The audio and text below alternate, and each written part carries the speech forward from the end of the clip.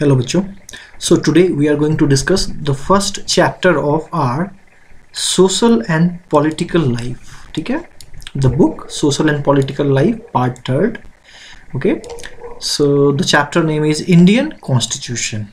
Okay. So let's get started. The major topics in this chapter that we are going to discuss is the meaning of the constitution, need of the constitution, making of Indian constitution, few facts about making of Indian constitution, कब बना, कब लागू हुआ, ठीक है, कब पहली बार constitution की डिमांड की गई, and few personalities who were associated with the making of Indian constitution and the key features of Indian constitution. ठीक है, ये बहुत ही important topic है, key features. ठीक है, इस चैप्टर का तो इस पे ज़्यादा फोकस करेंगे द लास्ट टॉपिक पे. ठीक है बच्चों, उसके बाद एक्सरसाइज क्वेश्चन आंसर डिस्कशन भी करेंगे. ठीक है, in a separate video. So let's move on to the next slide and observe.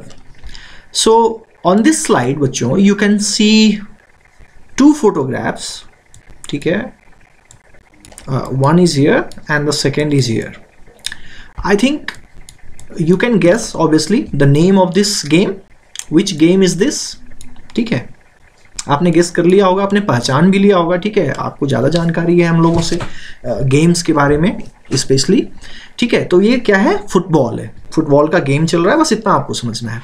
तो यहाँ पे मैं बच्चों बस आपसे ये एक दो क्वेश्चन करूँगा. क्या कोई भी गेम जो आप खेलते हो, एनी गेम, ठीक है, क्या वो बिना रूल्स के होते हैं? क्या कोई भी गेम्स जो हैं वो बिना रूल्स के नहीं होते हैं ना. और फुटबॉल के गेम में एक फाउंडेशन रूल होता है, मतलब जो सबसे इम्पॉर्टेंट रूल है वो ये कि फुटबॉल, देखिए नाम ही है ना फुट, मतलब इसको अपने फुट पैरों से खेलना है ना. ये देखिए है ना, ये फुट यहाँ पे पैरों से मारने की कोशिश कर रही है ना. इसको हाथ से नहीं खेला जा सकता. जैसे कि वॉलीबॉल में हम क्या करते हैं, उसको अपने हाथों से खेलते हैं है ना. बट फुटबॉल में क्या है, इसका नाम ही है फुटबॉल मतलब कि अपने पैरों से खेलना है. सपोज करिए है ना कि मेरा और मैं यहाँ पे अगर फुटबॉल को हाथ में लेके भागने लगूं, है ना, गोल की तरफ है ये इधर, इस फुटबॉल को मैं उठा लूं और इधर हाथ में लेके भागने लगूं इधर, और हाथ से फेंक के गोल करूं, तो क्या वो गेम सही कहा जाएगा? नहीं कहा जाएगा, है ना. हाथ में अगर टच हो जाती है बॉल तो क्या कहते हैं, फोल हो गया, है ना. तो ये क्या है, एक फाउंडेशन रूल है फुटबॉल का, जिसके बिना फुटबॉल गेम की कल्पना करना मुश्किल है, उसको खेला नहीं जा सकता. ठीक है, अब जो है नेक्स्ट स्लाइड पे मूव करते हैं बच्चों. यहाँ पे ये गेम क्या है, क्रिकेट ऑब्वियसली आप जानते होंगे. ठीक है, ये कोहली साहब हैं लग रहा है. ठीक है, ये वेस्ट इंडीज़ का कोई खिलाड़ी है, चेहरा साफ तो नहीं है. एनीवे ये तो कोहली है. ठीक है, सो क्या क्रिकेट में भी कुछ रूल्स एंड रेगुलेशन होते हैं कि नहीं बच्चों, है ना, या ऐसे ही आ गए अपने मन से, जो जैसे मन हो रहा है वैसे खेल रहे हैं, जैसे विकेट है ना गिर रहा है गिरने दो, बेईमानी चल रही है, ऐसा तो नहीं होता ना. कुछ रूल्स होते हैं, है ना. तो किसी भी गेम्स के कुछ रूल्स होते हैं, है ना. तो रूल्स आर वेरी इंपॉर्टेंट. ठीक है बच्चों, उसी तरीके से जब हम एक कंट्री बनाते हैं, ठीक है, हमारा नेशन क्या है बच्चों, इंडिया. तो जब हम एक नेशन हमने बनाया तो उसमें खिलाड़ियों की जगह, है ना, प्लेयर्स की जगह क्या है, पीपल है. ठीक है, तो इंडिया में क्या है, तरह तरह के लोग हैं, है ना. कोई दूसरी भाषा बोलते हैं, कोई दूसरी भाषा बोलते हैं. ठीक है, कोई किसी और रिलीजन का है, कोई किसी और रिलीजन का है. कोई JNK में रह रहा है तो कोई केरला में रह रहा है. ठीक है, उनका कल्चर अलग है केरला में JNK से. ठीक है, पंजाब में अलग कल्चर है, वहाँ पे भांगड़ा करते हैं. गुजरात चले जाइए, ठीक है, तो वहाँ पे क्या करते हैं, गरबा करते हैं. ठीक है ना. तो इसी तरह से काफ़ी अलग अलग कल्चर है हमारे यहाँ. ठीक है, तो इन सभी लोगों को रखने के लिए, रहने के लिए, ठीक है, एक नेशन में, भारत है ना, भारत देश में रहने के लिए जो रूल्स एंड रेगुलेशंस बनाए गए, है ना, कि जो सब पे वो रूल लागू होगा, जो रूल सभी मानेंगे, ठीक है, वही कॉन्स्टिट्यूशन है बच्चों. ठीक है, जो हमने देखा ना कि जो रूल्स फुटबॉल गेम को खेलने के लिए बनाए गए, क्रिकेट को खेलने के लिए, उसी तरीके से जब एक कंट्री को चलाने के लिए, है ना, एक कंट्री को ठीक से रूल करने के लिए जब हम एक रूल सॉरी मतलब उसको गवर्न करने के लिए जब रूल्स बनाते हैं ना, तो उसको हम बोलते हैं कॉन्स्टिट्यूशन। तो उन रूल्स का जो एक बुक होगी, उन रूल्स की जो एक बुक होगी ना, वही कॉन्स्टिट्यूशन है। आपको इतना में ध्यान में रखना है, ठीक है। तो यहां पे उसी चीज को समराइज किया गया है बच्चों इस स्लाइड पे। Any game has some specific rules, okay. So without rules it would be impossible to play any game, ठीक है। In the same way large societies, है ना, देखिए हमारी जो सोसाइटी काफ़ी बड़ी है इंडिया की, है ना, तरह तरह के लोग हैं, तरह तरह की कम्युनिटीज़ हैं, ठीक है। तो उनको रहने के लिए कि वो सभी पीसफुली रह पाएँ इस देश में, कोई किसी को नुकसान ना पहुंचाए, कोई किसी के साथ डिस्क्रिमिनेशन ना करे, ठीक है, जो हम आपस में जो जिस तरह से रहें वो भाईचारे से रहें, अच्छे से रहें, उसके लिए हमने क्या किया, कुछ रूल्स बनाए, ठीक है। तो वही रूल्स क्या है, कॉन्स्टिट्यूशन है। तो यहां पे देख लेते हैं बच्चों क्या है। Constitution is a written text, ठीक है, उसको लिख दिया हमने, एक बुक बना दी उसकी, रूल्स की, of rules of the society. तो भारत देश जो है, ठीक है, उस देश में जितने लोग रहते हैं, तो सोसाइटी क्या है, अ ग्रुप ऑफ पीपल, है ना, समूह, लोगों का समूह ही सोसाइटी है, समाज है। तो समाज के जो नियम है, ठीक है, उसको हमने एक टेक्स्ट, है ना, एक बुक की शक्ल दी, उसमें लिखा और एक बुक के रूप में उसको बनाया, और उसी को कहते हैं क्या, constitution. And these rules are formulated through consensus. अब ये रूल्स बने कैसे बच्चों, ये भी बात ध्यान में आने में, किसने बनाया। तो ये रूल्स जो कॉन्स्टिट्यूशन है, कॉन्स्टिट्यूशन में जो रूल है वो हम सब ने मिलकर बनाया, किसी एक व्यक्ति ने नहीं बनाया। जब सब मिलकर बनाते हैं तो उसको क्या कहते हैं, कंसेंसस, मतलब सर्वसम्मति से। मतलब जब सभी व्यक्तियों की, जैसे हमारे देश में सभी लोग रहते हैं, अलग अलग धर्म के लोग रहते हैं, अलग अलग भाषा के लोग रहते हैं, अलग अलग भौगोलिक एरिया में लोग रहते हैं, है ना, तो सभी का इसमें क्या किया गया है, इंक्लूजन किया गया है, सभी की ओपिनियन को, सभी की जो है व्यूज को इस कॉन्स्टिट्यूशन में क्या किया है, समाहित किया गया है। तो कोई एक ऐसा कम्युनिटी नहीं है हमारे देश का जो ये कहेगा कि हमारी रूल्स को इसमें शामिल नहीं किया गया। तो जब रूल्स, जब नियम सबकी सहमति से, है ना, कंसेंट जिसको बोलते हैं इंग्लिश में, क्या, कंसेंट से बनता है, तो उसी प्रोसेस को बोलते हैं क्या, कंसेंसस। कंसेंट से ही बना है कंसेंसस। कंसेंसस मतलब सर्वसम्मति, सभी की सम्मति, सभी का उसमें क्या है, परमिशन है, सब लोगों ने उस पर अपनी सहमति दी है कि हाँ ये रूल है और हम इसको मानेंगे, ठीक है, हमें इससे कोई प्रॉब्लम नहीं है, ठीक है। सबको पूछकर, सबसे विचार विमर्श करके ये रूल्स बनाए गए हैं, ठीक है बच्चों। तो constitution is a written text of rules of the society, ठीक है। और ये रूल्स कैसे बने हैं, कंसेंसस, सभी लोगों से बातचीत करके, ठीक है बच्चों, इतना ध्यान में रखना है आपको। तो अब नेक्स्ट जो टॉपिक है वो ये है कि मेकिंग ऑफ इंडियन कॉन्स्टिट्यूशन। थोड़ा सा देख लेते हैं कि इंडियन कॉन्स्टिट्यूशन कैसे बना, ठीक है, कब कब लागू हुआ, कुछ इंपॉर्टेंट डेट्स। तो 1934 में बच्चों पहली बार, ठीक है, इंडियन नेशनल कांग्रेस, जो उस समय फ्रीडम फाइट में जो एक पार्टी थी, लीड कर रही थी, ठीक है, हमारे फ्रीडम स्ट्रगल को, मेड द डिमांड, उन्होंने एक डिमांड रखी, किस चीज के लिए, for a constitutional assembly. Assembly बच्चों क्या होते हैं, आप लोग स्कूल में असेंबल होते हो ना, सुबह असेंबली होती है आपकी, होती है नहीं होती है, तो आप वहाँ पे क्या करते हो, सभी बच्चे, है ना, असेंबली ग्राउंड में क्या होते हैं, इकट्ठे होते हैं, ठीक है, आते हैं और फिर असेंबली के प्रोसेस को आगे बढ़ाते हैं। तो असेंबली का मतलब होता है इकट्ठा होना एक जगह, ठीक है। तो कॉन्स्टिट्यूशनल असेंबली मतलब ऐसी असेंबली जहां पर इंडिया के लोग आपस में आएंगे, बैठेंगे, डिस्कशन करेंगे और भारत के संविधान, कॉन्स्टिट्यूशनल, किस तरह की असेंबली, स्कूल असेंबली नहीं, कॉन्स्टिट्यूशनल मतलब भारत देश के संविधान के बारे में चर्चा करेंगे, ठीक है, उसकी डिमांड रखी, ठीक है, वो बना नहीं है। 1934 में क्या हुआ, पहली बार मांग रखी गई, ठीक है। लेकिन वो कॉन्स्टिट्यूशनल असेंबली कब बना, वो बना कब जाके, ये देखिए 1946 में, 12 साल लग गए डिमांड को पूरा होने में। डिमांड कब की गई, 1934 में। और कॉन्स्टिट्यूशन को बनाने के लिए वो जो एक ग्रुप बनाया गया कॉन्स्टिट्यूशनल असेंबली, वो कब बना, वो बना दिसंबर 1946 में, क्योंकि हम उस समय जो है ब्रिटिश हम पर रूल कर रहे थे, एक तरह से हम गुलाम थे, हम कॉलोनी थे उनके, ठीक है। और उन्होंने परमिशन नहीं दी उस समय 1934 में, उन्होंने 1936 में जो है दिसंबर 1946 में, सॉरी 1946 में कॉन्स्टिट्यूशनल असेंबली क्या होता है, गठित होती है, बनती है, ठीक है। बिटवीन दिसंबर 1946 से लेकर नवंबर 1949 तक उस असेंबली में क्या होते हैं, डिबेट होता है, डिस्कशन होता है कॉन्स्टिट्यूशन बनने के लिए कि कैसा कॉन्स्टिट्यूशन इंडिया का होना चाहिए, ठीक है। तो लगभग है ना कितना, ठीक है, 2 साल है ना, कुछ महीने जो है वो चलता रहा डिस्कशन एंड डिबेट इस चीज पे कि कॉन्स्टिट्यूशन हमारा कैसा होना चाहिए, क्या क्या उसमें हमें इंक्लूड करना चाहिए, ठीक है।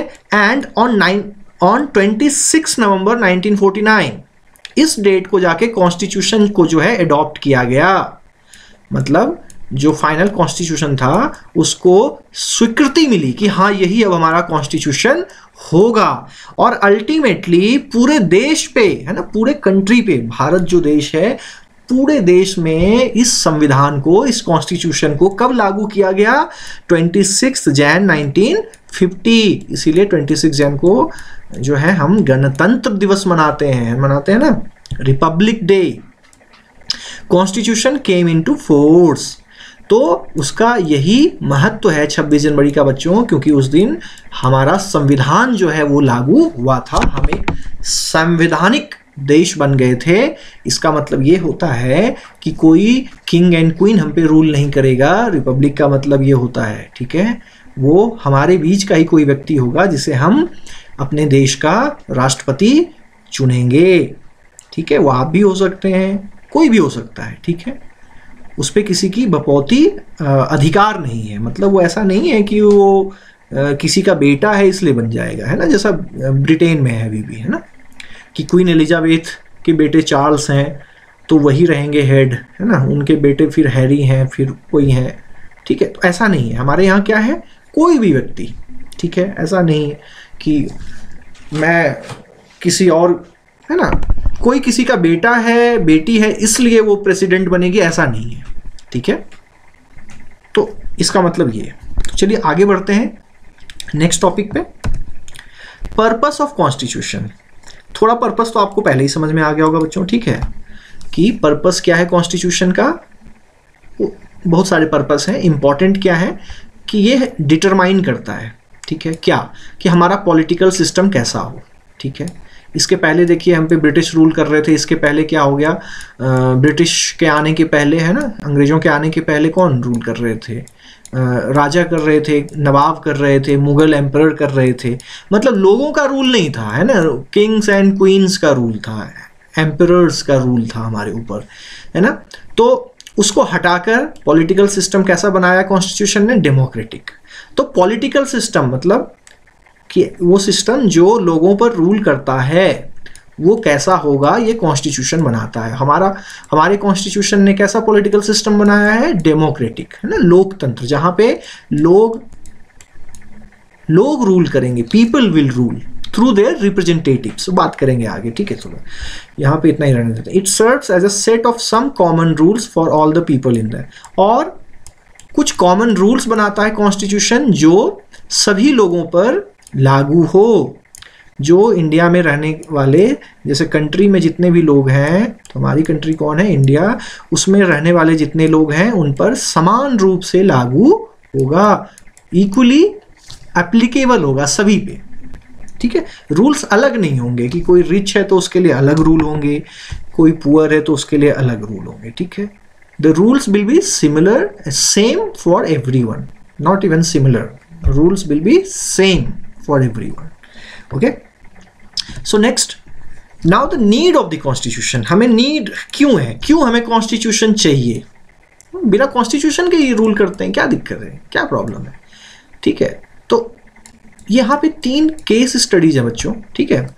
तो इस 3 केस स्टडीज के थ्रू ये समझाने की कोशिश की गई है, मतलब आप लोगों को, ठीक है, बच्चों को, कि कॉन्स्टिट्यूशन हमें क्यों चाहिए, ठीक है। तो ये जो केस स्टडी बच्चों, इसमें क्या है कि ये मॉनिटर है, आप खुद इसको पढ़ लेंगे, स्क्रीन पर ये लिखा हुआ है, या बुक्स होंगी आपके पास तो आप उसको जरूर पढ़िएगा। कुल मिला के इसका मैसेज ये है कि ये मॉनिटर है, तो ये मॉनिटर को थोड़े पावर होते हैं, थोड़ा बहुत, है ना। टीचर उनको पावर देते हैं कि भाई जो कोई बदमाशी कर रहा हो, कुछ कर रहा हो क्लास में, ठीक है, तो आप उसको रिपोर्ट करें, है ना, टीचर को, क्लास टीचर को, है ना।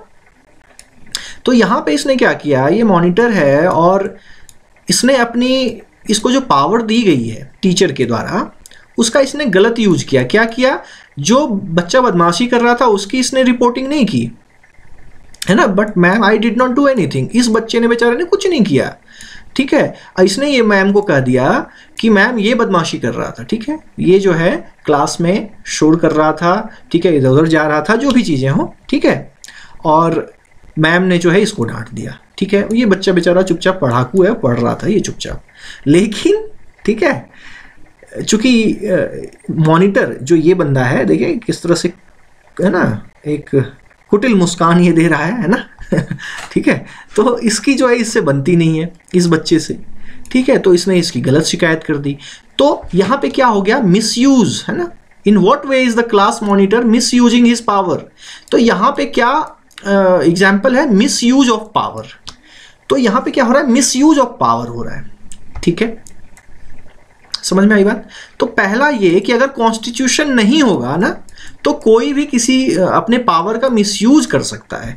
तो किसी के पावर को लिमिट करने के लिए कि एक ही व्यक्ति के हाथ में ज़्यादा पावर ना आ जाए, वो उसका मिसयूज ना कर पाए, हमें कॉन्स्टिट्यूशन बनाने की ज़रूरत पड़ती है। वो आगे हम समराइज करेंगे, बट इस केस स्टडी का मैसेज यही है कि यहाँ पे क्या हो रहा है, misuse of authority, misuse of power. किसी को जो पावर मिली है वो उसका गलत उपयोग कर रहा है, ठीक है। तो कॉन्स्टिट्यूशन रहने से क्या होगा कि इस पावर को लिमिट किया जाएगा, ठीक है। अगर ये मिसयूज करेगा तो इसके लिए कुछ कॉन्सिक्वेंसेस हम कॉन्स्टिट्यूशन में लिख के रखेंगे कि अगर कोई ऐसा गलती करता है तो उसको ये सजा मिलेगी। तो उससे क्या थोड़ा डर रहेगा, कोई भी अपने पावर का मिसयूज जल्दी नहीं करेगा, ठीक है। नेक्स्ट पे देखते हैं, नीड ऑफ कॉन्स्टिट्यूशन। यहां पे क्या हो रहा है बच्चों कि ये देखिए गर्ल्स हैं कुछ और कुछ बॉयज हैं, ठीक है। तो let's play basketball today for a change, no will play cricket, ठीक है। तो गर्ल्स है ना बच्चों, ये देखिए 2 3 है ना, गर्ल्स 2 हैं, ठीक है, हाँ 3 मान लीजिए, ये भी गर्ल्स ही हैं, ठीक है। और तो गर्ल्स क्या बोल रहे हैं कि हम जो है वॉलीबॉल नहीं बास्केटबॉल खेलेंगे, ठीक है, लेट्स प्ले बास्केटबॉल। और ये जो बॉयज हैं बच्चों, ये बोल रहे हैं नो विल प्ले क्रिकेट, ठीक है। और अल्टीमेटली क्या होता है कि लड़कियों को वहाँ से लौट जाना पड़ता है, ये बच्चे जो है क्रिकेट खेलने लगते हैं और लड़कियों को बास्केटबॉल नहीं खेलने देते हैं। तो नीड ऑफ द कॉन्स्टिट्यूशन, अगर कॉन्स्टिट्यूशन ना होना तो क्या होगा कि एक कम्युनिटी दूसरे कम्युनिटी को क्या कर सकती है, डोमिनेट कर सकती है ना। जैसे यहाँ पे लड़कियों को नहीं खेलने दिया जा रहा, ये खेल रहे हैं, तो कहीं ना कहीं ये डिस्क्रिमिनेशन है कि नहीं। तो यहाँ पे माइनॉरिटी कौन है, माइनॉरिटी है गर्ल्स, ठीक है। और मेजॉरिटी में कौन है, मेजॉरिटी में कौन है, ये बॉयज। तो बॉयज चूंकि ज़्यादा हैं तो उन्होंने अपनी डिसीजन को मनवा लिया और बोले कि नहीं हमें ही जो है खेलना है, क्या खेलना है, तो क्रिकेट खेलना है। और जो है गर्ल्स को जो है लौटना पड़ गया, वो बेचारी नहीं खेल पाई, ठीक है। तो मेजॉरिटी माइनॉरिटी को डिस्क्रिमिनेट करे, उसको डोमिनेट कर पाए, है ना, उनको उनके साथ डिस्क्रिमिनेशन करे, ठीक है, ऐसा भी हो सकता है ना। जो ज़्यादा संख्या में लोग हों वो कम संख्या में जो लोग हैं उनके साथ क्या कर सकते हैं, इनजस्टिस कर सकते हैं। तो कहीं ना कहीं कॉन्स्टिट्यूशन नहीं रहने पे इसकी संभावना बढ़ जाती है। तो कॉन्स्टिट्यूशन में हमें क्या करना पड़ेगा, माइनॉरिटीज़ के लिए कुछ सेफगार्ड लगाने पड़ेंगे, कुछ उनके लिए राइट्स अलग से देने पड़ेंगे, ठीक है। वो हम आगे देखेंगे कि हमने दिए हैं कि नहीं दिए, ठीक है। नीड ऑफ द कॉन्स्टिट्यूशन देखिए नहीं है, तो ये एक एग्जाम्पल है नेपाल का, ठीक है। नेपाल में देखिए डेमोक्रेसी को रीस्टोर करने के लिए मूवमेंट चल रहा है, इसमें यही बात है, ठीक है। वहाँ पे कॉन्स्टिट्यूशन को ख़त्म कर दिया गया, है ना, और वहाँ पे मोनार्की लागू कर दी गई, ठीक है।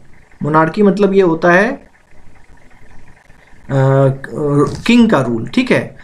तो उसी को, डेमोक्रेसी को रीस्टोर करने के लिए ये जो लोग हैं नेपाल के, वो क्या कर रहे हैं, प्रोटेस्ट कर रहे हैं, ठीक है।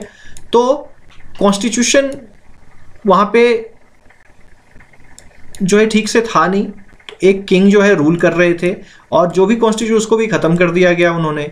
तो एक किंग जो है अपनी मर्जी से रूल करने लगे, तो उनके मन में जो आता था वही करते थे, ठीक है। और कॉन्स्टिट्यूशन को ख़त्म कर दिया उन्होंने, जो भी पहले था एक कॉन्स्टिट्यूशन थोड़ा बहुत, है ना। तो उनके पावर पे अब क्या रहा, कोई लिमिट ही नहीं रही, ठीक है। तो एक नया कॉन्स्टिट्यूशन बनाने के लिए नेपाल के लोग क्या कर रहे हैं, प्रोटेस्ट कर रहे हैं, ताकि किंग के पावर को फिर से लिमिट किया जाए और डेमोक्रेसी रिस्टोर की जाए या किंग के पोस्ट को ख़त्म किया जाए, ठीक है। तो ये सारा कुछ हुआ, हालांकि काफ़ी दिनों तक चलने के बाद अब जो है वो ख़त्म हो चुका है नेपाल में, ठीक है। वहाँ पे डेमोक्रेसी आ चुकी है और जो किंग मोनार्क का जो पोस्ट था वो बिल्कुल ख़त्म हो गया है, ठीक है। अब वहाँ पे वो जो रूलर्स थे, किंग थे पहले वहाँ के, अब वो बिल्कुल कॉमन मैन की तरह है वहाँ पे एक। तो summary, need of the constitution, क्या क्या क्यों चाहिए हमें नीड, ये डिफाइन करता है नेचर ऑफ पॉलिटिकल्स, कैसा होना चाहिए हमारा पॉलिटिकल सिस्टम। मोनार्की होना चाहिए, जैसा हमने बात की अभी नेपाल के बारे में। अब नेपाल में मोनार्की नहीं है, अब डेमोक्रेसी ही है, लेकिन उस समय था जब ये बुक लिखी गई है, ठीक है। तो डेमोक्रेसी होंगे हम या डिक्टेटरशिप होंगे या चाइना की तरह डिक्टेटरशिप होंगे, क्या लोग रूल करेंगे हम पर या कोई किंग रूल करेगा, ठीक है। तो ये क्या है, नेचर, हमारा पॉलिटिकल सिस्टम कैसा हो उसको डिफाइन करता है। To restrict the misuse of authority, हमने अभी देखा था ना मॉनिटर वाले में, वो एक एग्जाम्पल है बच्चों की अथॉरिटी पावर का मिसयूज कैसे होता है। तो इसमें हम क्या करेंगे, कई चेक्स एंड बैलेंस लगा कर रखेंगे, किसी को उतना ज़्यादा पावर नहीं देंगे कॉन्स्टिट्यूशन में, सबके पावर को लिखा जाएगा कि इसकी ये पावर है, इसकी ये पावर है, तो उससे मिसयूज होने के खतरे जो हैं वो कम हो जाएंगे। To stop the exploitation of one community by another community, अभी हम बॉयज़ गर्ल्स वाला जो हमने केस स्टडी पढ़ा, गर्ल्स जो है वो वॉलीबॉल नहीं खेल पाई, बास्केटबॉल, और बॉयज़ ने उनको खेलने नहीं दिया, वो क्रिकेट खेलने लगे। तो ऐसा ना हो कि वन कम्युनिटी जो है वो दूसरे कम्युनिटी को डिस्क्रिमिनेट करे, उसका एक्सप्लॉयटेशन करे, उसको डोमिनेट करे, सभी इक्वली रह पाए, ठीक है। इसके लिए कॉन्स्टिट्यूशन में क्या है, राइट्स दिए जाएंगे कि सभी इक्वल हैं, कोई किसी का जो है वो डोमिनेशन नहीं करेगा, एक्सप्लॉयटेशन नहीं करेगा। To save us from ourselves, कभी कभी क्या होता है कि हम भी स्वयं को रोक नहीं पाते, कुछ गलत काम कर देते हैं, ठीक है, जो कि हमें खुद ही नुकसान होता है उसका, ठीक है। तो कॉन्स्टिट्यूशन में ऐसे रूल हैं जो हमें अपनी गलतियों से भी बचाते हैं, ठीक है। वो आगे हम देखेंगे कि क्या है वो सब। तो की फीचर्स पे आ जाते हैं बच्चों, ये सबसे इंपॉर्टेंट है, की फीचर्स ना, कैरेक्टरिस्टिक्स ऑफ इंडियन कॉन्स्टिट्यूशन। कुछ इंपॉर्टेंट कैरेक्टरिस्टिक्स हैं इंडियन कॉन्स्टिट्यूशन के जिसके बारे में पता होना चाहिए, तो इनमें हम इनके बारे में पढ़ेंगे। Federalism, parliamentary form of government, separation of power, fundamentals rights and secularism, ठीक है। तो पहले पे चलते हैं। फेडरलिज्म का मतलब बच्चों होता है शेयरिंग ऑफ पावर, ठीक है। तो हमारे यहाँ क्या है, एक सेंट्रल गवर्नमेंट है बच्चों। सेंट्रल गवर्नमेंट कौन, अगर एग्जांपल में बताऊं तो ऑनरेबल प्राइम मिनिस्टर अभी कौन है हमारे, ठीक है, श्री नरेंद्र मोदी। तो उनकी जो सरकार है, ठीक है, मतलब जो सरकार ऑनरेबल प्राइम मिनिस्टर के द्वारा लीड की जा रही है वो सेंट्रल गवर्नमेंट है, ठीक है। इनके हेड कौन होते हैं, सेंट्रल गवर्नमेंट के हेड कौन होते हैं, पीएम, क्या, प्राइम मिनिस्टर। स्टेट गवर्नमेंट, जो स्टेट है उसका हेड वो स्टेट गवर्नमेंट, वहां पे जो गवर्नमेंट होगी, जैसे जेएनके की गवर्नमेंट, पंजाब की गवर्नमेंट, ठीक है, राजस्थान की गवर्नमेंट। और स्टेट में कौन हेड होता है, वहां पे चीफ मिनिस्टर होते हैं और गवर्नर होते हैं। सेंट्रल गवर्नमेंट में कौन कौन होते हैं, प्राइम मिनिस्टर होते हैं, प्रेसिडेंट होते हैं, ठीक है। तो स्टेट गवर्नमेंट में गवर्नर एंड चीफ मिनिस्टर। अब आ जाते हैं लोकल गवर्नमेंट। बच्चों आपने पंचायत का तो नाम सुना ही होगा, है ना। तो लोकल गवर्नमेंट में मतलब आप जहाँ पे रहते हो, विलेजेस में, सिटीज़ में, वहाँ पे आसपास एक जो है उस लेवल पे भी एक गवर्नमेंट होती है जिसको बोलते हैं म्यूनिसिपैलिटी एंड पंचायत। म्यूनिसिपैलिटी बच्चों होती है विलेजेस, पंचायत होती है विलेजेस में, म्यूनिसिपैलिटी होती है सिटीज़ में, टाउन्स में, ठीक है। तो क्या होता है इनमें, देखिए बटा हुआ है शेयरिंग ऑफ पावर, कुछ पावर शेयर्ड है, जैसे कि फॉरेन अफेयर्स, विदेश मामले, है ना, डिफेंस, इंडिया की सुरक्षा की जिम्मेदारी, ये सब किसकी है, सेंट्रल गवर्नमेंट की। और स्टेट गवर्नमेंट अपने स्टेट के अंदर में, जैसे पुलिस होते हैं, ठीक है, पुलिस किसके अंदर में, स्टेट में, है ना, सेंट्रल गवर्नमेंट में नहीं होती। जेएनके पुलिस आपने सुना है कि सेंट्रल गवर्नमेंट में है, नहीं, सेंट्रल गवर्नमेंट में आर्मी है, ठीक है, सीआरपीएफ है, सीआईएसएफ है, पैरामिलिट्री है, मिलिट्री है, एयरफोर्स है, नेवी है। नेवी किसी गवर्नमेंट का है क्या, एयरफोर्स किसी गवर्नमेंट की है, नहीं है। ठीक है। तो कुछ चीजें हैं जो सेंट्रल गवर्नमेंट के पास है, मनी प्रिंट करना वो किनके पास है, सेंट्रल गवर्नमेंट, है ना। आरबीआई जो है मनी प्रिंट करती है, जो भी पैसा आप यूज करते हो ना वो प्रिंट होके कहाँ से आता है, सेंट्रल गवर्नमेंट उनको ऑर्डर देती है आरबीआई को, तब वो प्रिंट करते हैं। स्टेट गवर्नमेंट जो है वो करेंसी प्रिंट नहीं कर सकती। उसी तरह से लोकल गवर्नमेंट, जो लोकल जैसे मनरेगा है, मनरेगा में जो काम आ रहे हैं वो काम करवाना, वेजेस डिस्ट्रीब्यूट करना, ये सब कौन करेगा, पंचायत करेगा। म्यूनिसिपैलिटी, शहर की जो है साफ सफाई, ये कौन करेगा, वो म्यूनिसिपैलिटी करेगी। तो इस तरह से पावर जो है ना थोड़े थोड़े बटे हुए हैं सबके।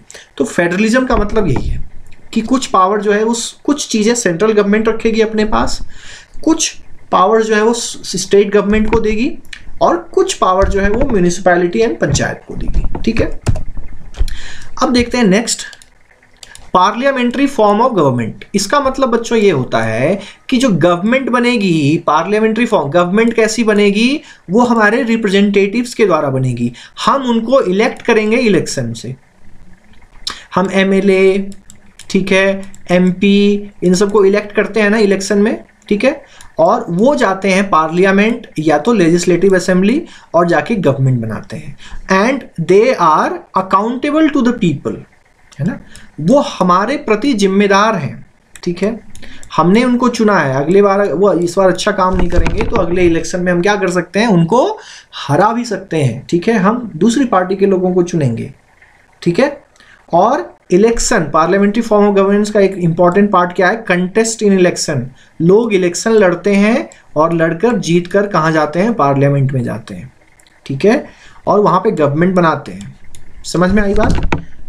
तो ये है पार्लियामेंट्री फॉर्म ऑफ गवर्नमेंट का मतलब। सेपरेशन ऑफ पावर, ये आ गया नया फीचर।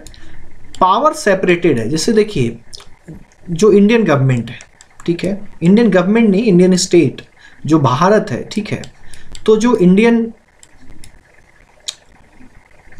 इसकी बात हम आगे करेंगे। ठीक है, स्टेट और गवर्नमेंट में क्या डिफरेंस है। ठीक है, तो इंडियन स्टेट जो है आप समझिए बस नेशन। ठीक है, तो इंडियन जो नेशन है उसके 3 पार्ट्स हैं। एक तरह जैसे आपके बॉडी के पार्ट्स होते हैं ना, हमारी बॉडी के पार्ट्स हैं, उसी तरीके से स्टेट के भी 3 जो है ना वो मेजर पार्ट्स होते हैं। एक होता है लेजिस्लेटिव, एक होता है एग्जीक्यूटिव, दूसरा होता है जुडिशियरी। लेजिस्लेटिव देखिए बच्चों हमारा क्या है, पार्लियामेंट, संसद जिसको बोलते हैं। ठीक है, वहां पे क्या काम होता है, वहां पे लॉ बनते हैं। क्या बनते हैं, नियम एंड कानून बनते हैं। वहां पे जो एमपी सांसद चुनकर जाते हैं, मेंबर ऑफ पार्लियामेंट्स, वो क्या करते हैं, लॉ बनाते हैं। उसके बाद जो आता है बच्चों, आता है एग्जीक्यूटिव। एग्जीक्यूटिव का मतलब होता है जो लॉ को लागू करता है, इंप्लीमेंट करता है। तो देखिए मिनिस्ट्री ऑफ फाइनेंस, तो जो मिनिस्ट्रीज हैं, मंत्रालय हैं, वो क्या है, एग्जीक्यूटिव, है ना। तो पैसे से जुड़ी हुई चीजें, है ना, किसको कितनी सैलरी, सैलरी थोड़ी वो हो जाएगा, मतलब कितना पैसा कहाँ पे जाना है, जैसे कि एग्रीकल्चर में कितना देना है, ठीक है, डिफेंस के लिए कितना देना है, नेवी को कितना देना है, एयरफोर्स को कितना देना है ना, किस स्टेट को कितना पैसा देना है, पंजाब को इतना देना है ना, जेएनके को इतना देना है, वो सब finance, ministry of finance determine करता है ना। मिनिस्ट्री ऑफ डिफेंस इसी तरह से आ जाएगा ना, रक्षा मंत्रालय, है ना, पाकिस्तान के साथ काफ़ी लड़ाई जो है होती रहती है थोड़ी थोड़ी, है ना, सीमा पर कुछ ना कुछ, तो कितना आर्मी वहाँ पे डिप्लॉय करना है, आर्मी के लिए कौन कौन से जो फाइटर जेट खरीदने हैं, अभी रफाइल की बात चल रही थी, तो रफाइल जो खरीदना है वो किसका मामला है, वो फाइनेंस मिनिस्टर नहीं करे, वो डिफेंस मिनिस्टर, जो हमारा रक्षा मंत्रालय है वो डिसाइड करेगा। ठीक है, वो उसका काम है। कितना नेवी को कहाँ कहाँ डिप्लॉय करना है, ठीक है, नेवी के लिए कौन से सबमरीन खरीदने हैं, नहीं खरीदने हैं, वो सब डिसीजन वो लेगा। तो लॉ यहाँ से बनेगा, इम्प्लीमेंट कहाँ से होगा, एग्जीक्यूटिव, ये मिनिस्ट्री, मंत्रालय। ठीक है, उसके बाद ये जो लॉज बन रहे हैं या लॉज इम्प्लीमेंट सही से हो रहे हैं या नहीं हो रहे हैं, इसकी जांच कौन करेगा बच्चों, है ना। यही बोला ना कि कॉन्स्टिट्यूशन में क्या है कि किसी को इतना पावर नहीं दिया गया है कि उसका मिसयूज कर सके। अगर ये दोनों इसका मिसयूज करेंगे तो इन दोनों पे जो है, इन दोनों को लाठी मारने के लिए कौन है यहाँ पे, जुडिशरी, है ना। ये देखिए supreme court, honourable supreme court, है ना। तो ऑनरेबल सुप्रीम कोर्ट क्या करेगी, अगर ये गलत लॉ बनाएंगे तो ऑनरेबल सुप्रीम कोर्ट उसको क्या करेगी, कट कर देगी, वो बोलेगी नहीं, ये जो है संविधान के खिलाफ है और ये कानून नहीं बनाया जा सकता, उसको जो है खत्म कर देती है सुप्रीम कोर्ट। लेकिन वो कॉन्स्टिट्यूशन के वैल्यूज के अगेंस्ट होना चाहिए तब, है ना, या लोगों के खिलाफ होना चाहिए। तो जुडिशरी के पास बहुत पावर है जो इन दोनों को कंट्रोल, लेजिस्लेटिव इसको कंट्रोल करती है, ठीक है, पार्लियामेंट एग्जीक्यूटिव को कंट्रोल करती है, और इन दोनों को कौन कंट्रोल करता है सबसे ऊपर से? जुडिशरी, ठीक है। तो कोई जो है अपने पावर का ज़्यादा मिसयूज नहीं कर सकते हैं। समझ में आई बात? ठीक, तो चलते हैं नेक्स्ट स्लाइड पे, ठीक है। तो यहां पे वही लिखा हुआ है बच्चों, स्क्रूटनी ऑफ लॉ, मतलब लॉ की जांच करना, ठीक है। तो लॉ की जांच करना ये जो है जुडिशरी का काम है। नेक्स्ट चलते हैं फंडामेंटल राइट्स। फंडामेंटल राइट्स का मतलब क्या होता है बच्चों? राइट टू, ये कुछ राइट्स दिए गए हैं इंडियन सिटीजन्स को, ठीक है बच्चों, जिन राइट्स के बिना हम अपने लाइफ की कल्पना नहीं कर सकते, है ना। ब्रिटिश पीरियड में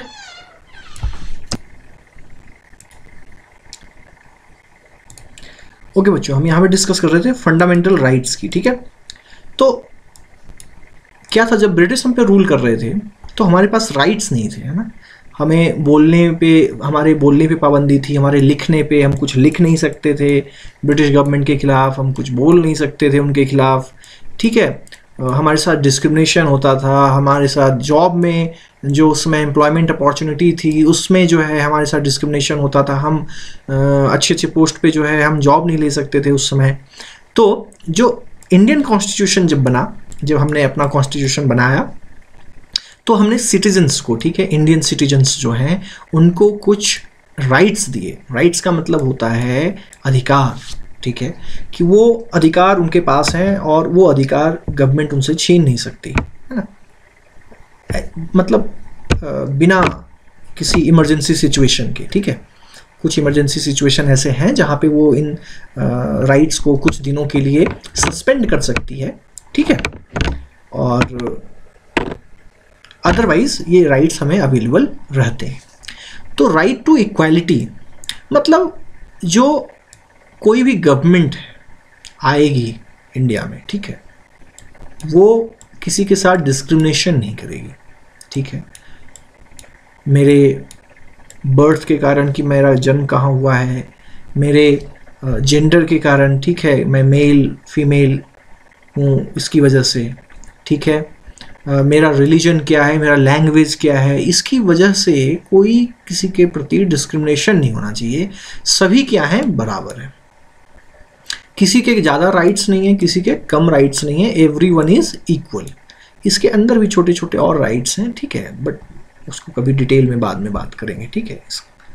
राइट टू फ्रीडम मतलब हमें बोलने का अधिकार है, हमें लिखने का अधिकार है, हमें लोगों के ग्रुप बनाने का अधिकार है, हमें प्रोटेस्ट का अधिकार है शांतिपूर्वक, ठीक है, पीसफुली। हमें एक और मतलब ग्रुप बना के ऑर्गेनाइजेशन बनाने का राइट है।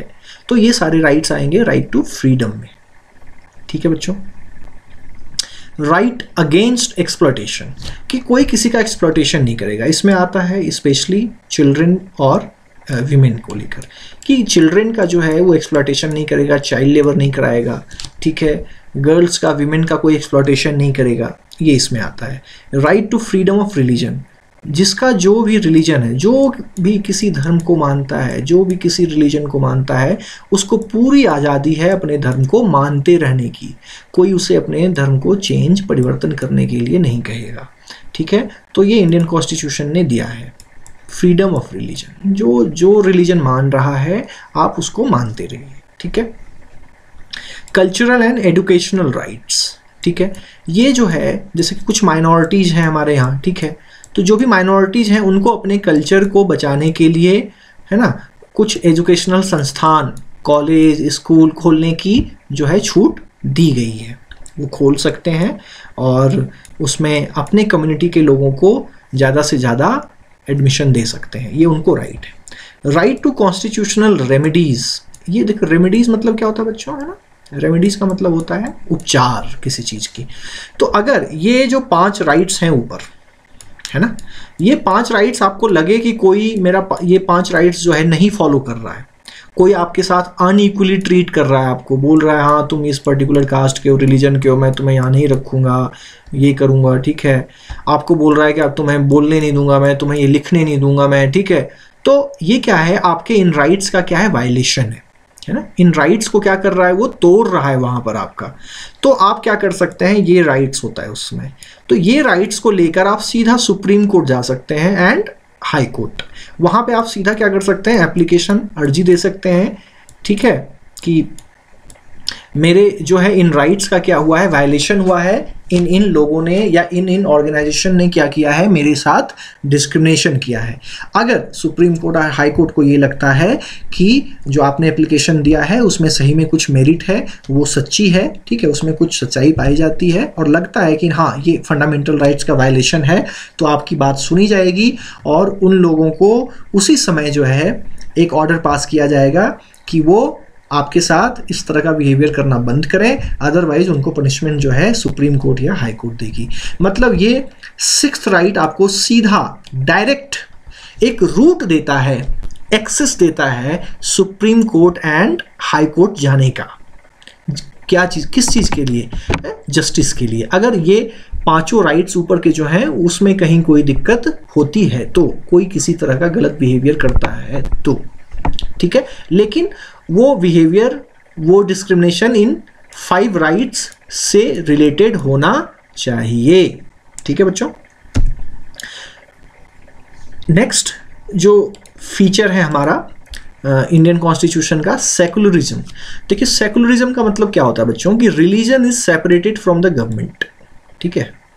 यहाँ पे गवर्नमेंट मैंने बस इसलिए लिखा ताकि आपके लिए समझना आसान हो जाए, ठीक है। वैसे यहाँ पे स्टेट होना चाहिए, ठीक है, कि जो भी इंडियन स्टेट है, आप यहाँ मान कर चले इंडियन स्टेट मतलब इंडिया, ठीक है, इंडिया गवर्नमेंट तो आती जाती रहती है, ठीक है, लेकिन स्टेट मतलब पार्लियामेंट, सुप्रीम कोर्ट, ये तो नहीं बदलती नहीं, ये वहीं रहती है। तो जो इंडिया के जो इंस्टीट्यूशंस हैं, ये पार्लियामेंट, जुडिशरी, सुप्रीम कोर्ट, ये सब नहीं बदलते, यही क्या है, स्टेट।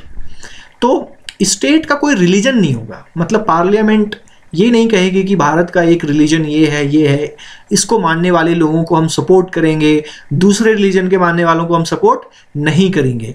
तो सबसे पहले कि उस देश का, ठीक है, कोई रिलीजन नहीं होना चाहिए। तो कॉन्स्टिट्यूशन में लिखा हुआ है कि जो इंडियन नेशन है, ठीक है, इंडिया जो देश है, उसका कोई रिलीजन नहीं है, एक पर्टिकुलर रिलीजन कुछ नहीं है, ठीक है, कि वो किसी पर्टिकुलर रिलीजन को सपोर्ट करेगी। So the no official religion of the nation, ठीक है, हमारे देश का कोई ऑफिशियल रिलीजन नहीं है। And equal protection to every religion, ठीक है, और समान रूप से सम्मान और सुरक्षा सभी रिलीजन को दिया जाएगा, किसी को फेवरेबल जो है वो नहीं, फेवर नहीं किया जाएगा किसी को, ठीक है।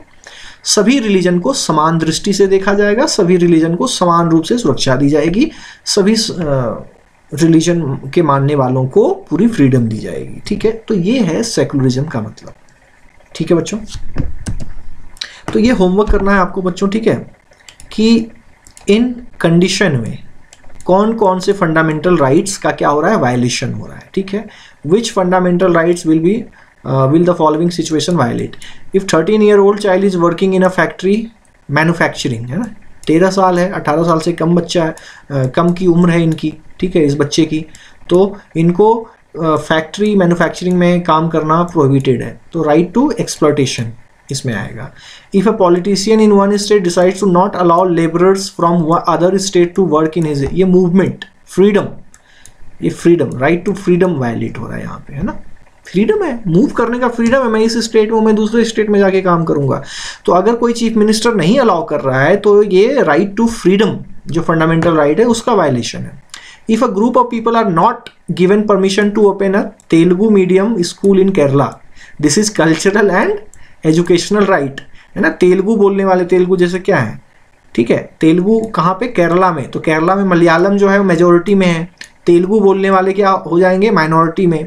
तो माइनॉरिटी को ये अधिकार है कि वो अपना स्कूल कॉलेज खोल सकती है, ठीक है। तो अगर केरला गवर्नमेंट उसको परमिशन नहीं दे रही है ना, नॉट गिवन द परमिशन, है ना, तो ये एजुकेशनल एंड कल्चरल राइट्स का क्या है, वायलेशन है। If the government decides not to promote an officer of the arm forces for being a women, एक आर्म फोर्सेस, सपोज करिए आर्मी, आर्म फोर्सेस बोलते हैं आर्मी, नेवी एंड एयरफोर्स, ठीक है, इसमें कोई विमेन है, उसको प्रमोशन नहीं दिया जा रहा है सिर्फ इसलिए कि वो एक विमेन है, कि नहीं औरत है इसलिए हम इसको नहीं देंगे, यहाँ पे जो है किसी मर्द को जो है प्रमोट करेंगे, तो ये कहीं ना कहीं क्या है, जेंडर डिस्क्रिमिनेशन। तो right to equality, equally treat नहीं कर रहे ना, हम बोल रहे हैं कि ये विमेन है इसलिए इसको प्रमोट नहीं करेंगे, तो ये कहीं ना कहीं अनइक्वल ट्रीटमेंट है। तो पहला जो फंडामेंटल राइट्स है हमारा, दिस राइट टू इक्वालिटी, हम इक्वली ट्रीट नहीं कर रहे, हम डिस्क्रिमिनेशन कर रहे हैं, तो यहाँ पे राइट टू इक्वालिटी का क्या हो रहा है, वायलेशन हो रहा है। ठीक है बच्चों, नेक्स्ट देखते हैं, ये भी होमवर्क करना है बच्चों आपको, ठीक है। Constitution also mentions fundamental duties, fundamental rights की तो बात हमने कर ली बच्चों, आपको कुछ अधिकार दिए गए हैं, लेकिन क्या एज अ सिटीजन हमारे कुछ दायित्व तो नहीं बनते हैं, क्या हमारी कोई रेस्पॉन्सिबिलिटी नहीं है देश के प्रति, तो उसी को बोलते हैं ड्यूटीज, है ना, कि हमारा क्या कर्तव्य है देश के प्रति, ठीक है, उसको भी कॉन्स्टिट्यूशन में लिस्ट आउट किया गया है कि ये फंडामेंटल, माने ड्यूटीज तो कई हैं, कुछ भी ड्यूटीज कर सकते हैं, जो भी देश के लिए कर सकते हैं, सभी ड्यूटीज है हमारी जिससे देश का फायदा हो, लेकिन कुछ इंपॉर्टेंट ड्यूटीज हैं उनको बोलते हैं फंडामेंटल ड्यूटीज, ठीक है, उसको उसके बारे में थोड़ा आपको जानना चाहिए, ठीक है, यहाँ पे लिखा हुआ है, तो नेक्स्ट स्लाइड पे हम बात कर ही लेते हैं इसके बारे में। तो बच्चों जो ये 11 फंडामेंटल ड्यूटीज हैं, पहला है कि कॉन्स्टिट्यूशन को मानना है, टू अबाइड बाय कॉन्स्टिट्यूशन, और उसमें जो आदर्श हैं, इंस्टीट्यूशन है, फ्लैग्स हैं, नेशनल एंथम है, उसको रेस्पेक्ट देना है, ठीक है, हमें अपने नेशनल फ्लैग, ठीक है, उसको रेस्पेक्ट देना है, नेशनल एंथम को रेस्पेक्ट देना है, ठीक है, और अपने कॉन्स्टिट्यूशन को फॉलो करना है।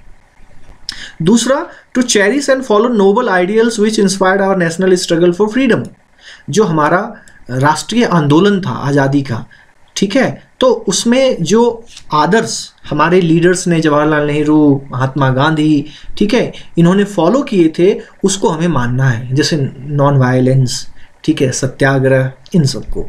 To uphold and protect the sovereignty, unity and integrity, हमें अपने देश को यूनाइट की एकता को प्रोटेक्ट करना है, देश की यूनिटी को, देश को तोड़ना नहीं है, ठीक है। To defend the country and render national service when called upon, जब भी देश को जरूरत होगी हम अपनी सेवा देने के लिए प्रस्तुत रहेंगे और अपने देश को डिफेंड करेंगे अगर बाहर से कोई खतरा हो तो, ठीक है, ये हमारी ड्यूटी है। To protect and improve the natural environment, हम अपने प्राकृतिक जो पर्यावरण है, फॉरेस्ट, जंगल, झील, नदी, वाइल्ड लाइफ, ठीक है, इनको क्या करेंगे, प्रोटेक्ट करेंगे, इनकी रक्षा करेंगे, ठीक है, and compassion for living creature, और जो जीवित जीव जंतु हैं उनके प्रति हम दया दिखाएंगे, ये हमारी फंडामेंटल ड्यूटी है। टू डेवलप साइंटिफिक टेम्पर, ठीक है, वैज्ञानिक तरीके से हमें सोचना है किसी भी चीज़ के बारे में, ठीक है, humanism and the spirit of inquiry and reform, ठीक है, हमेशा ढूंढना है, कुछ ढूंढने की क्यूरियोसिटी रखनी है कि नहीं ऐसा है तो क्यों है, ठीक है, और साइंस यही करता है ना, साइंटिफिक टेम्पर यही होता है ना कि चीज़ों का कारण पता करना है, ऐसा है तो क्यों है, ठीक है। तो जो ये साइंटिफिक टेम्पर की जो ये क्वालिटी है, इसको डेवलप करना है हमें, है ना। दूसरा, टू सेफगार्ड पब्लिक प्रॉपर्टी, जो पब्लिक प्रॉपर्टी है जैसे रेलवे स्टेशन, ठीक है, गवर्नमेंट की बस, ठीक है, इन सब को क्या करना है, हमें प्रोटेक्ट करना है। आपका स्कूल भी गवर्नमेंट प्रॉपर्टी है, आप जो डेस्क पे बैठते हो वो भी गवर्नमेंट प्रॉपर्टी है, तो उसको भी प्रोटेक्ट करना है। कभी कभी जो है आप ना उस पर ध्यान नहीं देते हैं, वो टूट जाती है, तो ये जो पब्लिक प्रॉपर्टीज़ है बच्चों, इनको क्या करना है, प्रोटेक्ट करना है, उनको हानि नहीं पहुंचानी है। टू स्ट्राइव टुवर्ड्स एक्सीलेंस, ये ध्यान देना है कि आप अपने जीवन में, ठीक है, हर एक जगह एक्सीलेंट रहें, सबसे आगे रहें, सबसे अच्छा देने की कोशिश करें किसी भी चीज़ में, परफॉर्मेंस में, ठीक है। सॉरी, ये 10 तक हमने कर लिया, सॉरी ये इधर 5 यहाँ पे, ठीक है।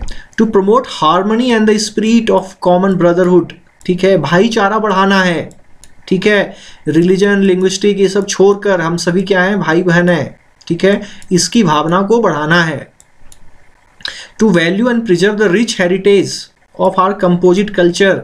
जो रिच हेरिटेज है हमारा, हेरिटेज ये कुछ भी हो सकता है, जैसे ताजमहल, रेड फोर्ट, ठीक है, ये सारी चीज़ें क्या है, रिच हेरिटेज है हमारी, ठीक है। तो इन सब को बचाना है। टू स्ट्राइव टुवर्ड्स एक्सीलेंस, ये तो हमने, हाँ, पेरेंट्स के लिए भी है, ठीक है। पेरेंट्स अगर कोई हैं तो उनको क्या करना है, अपने बच्चे को एजुकेशन के लिए अपॉर्चुनिटीज़ प्रोवाइड करनी है, ठीक है। मतलब उनको स्कूल भेजना है बच्चों को पढ़ने के लिए। ये उनकी ड्यूटी है कि वो अपने बच्चों को एजुकेशन की अपॉर्चुनिटीज़ अवेलेबल करवाएं, ठीक है बच्चों। तो ये है फंडामेंटल ड्यूटीज़। तो नेक्स्ट वीडियो जो होगा उसमें हम इस चैप्टर के क्वेश्चन आंसर्स जो होंगे उसको डिस्कस करेंगे बच्चों, ठीक है। तो तब तक के लिए आप इसको रिवाइज कीजिए। इस चैप्टर के कोर कॉन्सेप्ट जो है वो हमने इसमें डिस्कस कर लिए हैं, ठीक है।